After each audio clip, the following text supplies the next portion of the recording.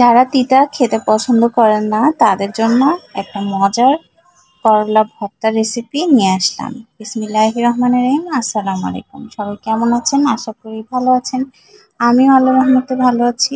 যারা একদমই তিতা খেতে পছন্দ করেন না তাদের জন্য কিন্তু একটা ভর্তা করে দেখাবো। আর এই যে আমি একটু বাইরে গিয়েছিলাম, বাইরের অবস্থা দেখেন আজকে কিরকম জ্যাম।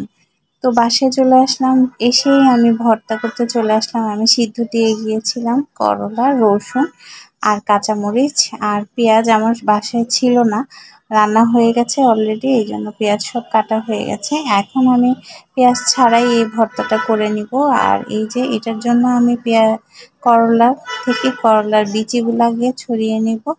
আর করলা কিন্তু আমার অনেক পছন্দ, সেটা ভর্তাই হোক আর ভাজিই হোক। করলার ভর্তাটা কিন্তু আমি আরও একবারও শেয়ার করেছিলাম, কিন্তু এটা এক এক অন্যরকম একটা ভর্তা, যেটা কিনা আমি করলার সাথে ডিম দিয়ে ভর্তা করব।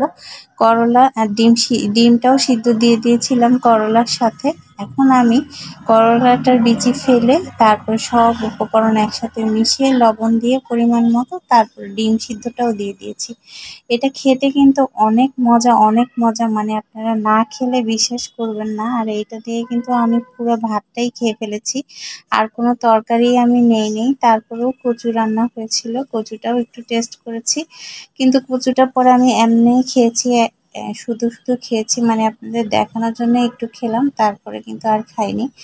আর পুরো ভাতটাই শেষ হয়ে গেছে এই ভর্তা দিয়ে খেয়ে। আপনারাও ট্রাই করবেন, অনেক মজা হয় কিন্তু। আর ভালো থাকবেন, সুস্থ থাকবেন। আর বিকালের ওয়েদারটা একটু দেখিয়ে যাই। ছাদে গেলাম, এখন কিন্তু অনেক মেঘলা, আর বাতাস, কিন্তু বৃষ্টি মনে হয় না হবে। বাতাসে মেঘটা চলে যাচ্ছে, অনেক বাতাস ছিল। ছাদে কতক্ষণ বসলাম, ছেলে বাচ্চাকে নিয়ে গেলাম, আর সাথে অন্য বাচ্চারাও ছিল।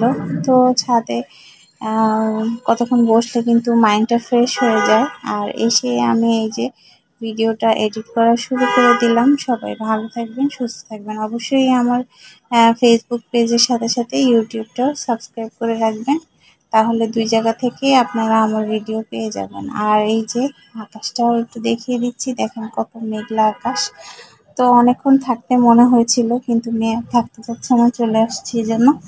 আর এই যে শেষে আমরা এখন চলে যাবো, ওদের খেলাধুলা শেষ। আর এই যে দুষ্টামি করছে, ভিডিও করছি দেখে। আর সবাই ভালো থাকবেন। আল্লাহ হাফেজ। আসসালামু আলাইকুম।